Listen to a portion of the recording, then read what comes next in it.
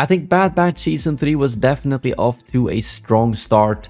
It just set up the foundation for the rest of the season very well, including some great character development for pretty much the entire cast. But as always, the part that I am very much excited to see is Palpatine and his plans, because that's basically what orchestrates the entire, I guess, Star Wars history from the beginning of the prequels to the sequels. So to get a little bit more of an idea of what they were doing at Mount Tantis, even if we kind of suspected that, was really cool. And the fact that it was actually called Project Necromancer, which is obviously a cloning project that starts very early on, since Palpatine was obsessed with living forever even since he was the apprentice of Darth Plagueis. So it makes sense that he started off this quite complicated project fairly early on. And they keep talking about clones keeping the M count, and I'm assuming that's the midichlorian count, which would obviously need to be very high in a clone in order for it to work as a sustainable replacement for Palpatine. And in case you don't remember, Project Necromancer was actually mentioned in The Mandalorian when Brendel Hux was working on the project and discussed its aim to introduce new leadership to the Imperial remnants. So this project has been an ongoing project from way before Palpatine actually died, where the goal has always been to basically secure his invincibility, I guess you could say. How exactly Omega plays into this is hard to say.